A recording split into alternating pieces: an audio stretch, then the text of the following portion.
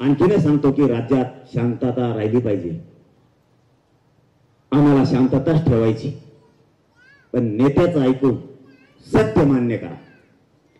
शेवटी सांगतो सत्य मान्य करा.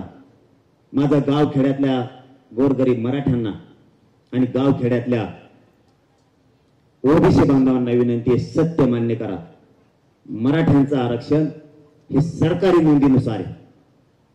तुमचे नेते विनाकारण सांगतात जातीवाद आणि मराठी आपल्यात घुसतायत ही खोटी माहिती देत आहेत.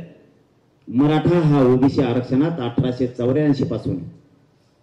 जर मराठ्यांच्या सरकारी नोंदी असतील तर मराठ्यांना आरक्षणात येऊच दिलं पाहिजे, ही सर्वसामान्य ओबीसी बांधवांनी त्यांच्या नेत्याला शिकवलं पाहिजे. तुम्ही जर म्हणताल सापडल्यात नोंदी त्या रद्द करा, तर हे अशक्य आहे. मग याला जातीय तेढ तुम्ही निर्माण करायला तुम्हीच लागला, त्याचा अर्थ असा आहे. आमच्या नोंदी कसं काय रद्द होतील? आम्ही या उदाहरणार्थ या बीड मध्ये नाहीये. 2-3 पिढ्या आमच्या एखाद्या या बीड शहरातल्या माणसाच्या मुंबईला गेल्या किंवा पुण्याला होता आणि त्या आजोबा त्याचा तिथे गेलाय, पण नातवाला माहितच नाही बीड शहरात आपली 1 एकर जमीन आहे. ते रिटायर झाल्याच्या नंतर त्याच्या लक्षात आलं आपण आता गावाकडे जाऊ आणि त्याचा 1 एकरचा 7-12 त्याला मिळाला. त्याच्या शेजारी एखादा ओबीसी बांधव आहे, छगन भुजबळ सारखा,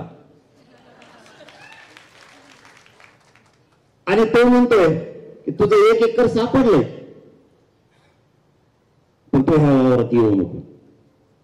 कोणाला मान्य इथं बसलेल्याला देतात का सोडून 1 एकर वावर? त्यांचं असं म्हणणं आहे तुमचं 1 एकर सापडलं तरी पण मग तुमच्या बांधाच्या शेजारी वावर आहे, बैल चरायला ते लागत आहे, म्हणजे तो बैल चरायसाठी आमचे लेकरू कशी मरितो का? आमचं ते हक्काचं आहे, ते आम्ही मिळवणार आहे. तसं मराठ्यांचं आरक्षण हक्काचं आहे. याच्याही पुढचं सांगतो आणि थांबतो.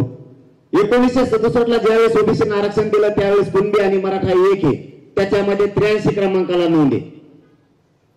180 जाती घातल्या, मग तेवढ्याच राहायला पाहिजे होत्या. 450 झाल्याकडून मी ज्यावेळेस ही प्रश्न विचारला गिरीश महाजन साहेबाला, त्यावेळेस त्यांनी सांगितलं की ही त्यांची पोट जात म्हणून घातली. आरक्षण तर व्यवसायानुसार दिले. 180 जातीच्या नंतर बाकीच्या जाती घातल्या त्या पोट जाती म्हणून घातल्या.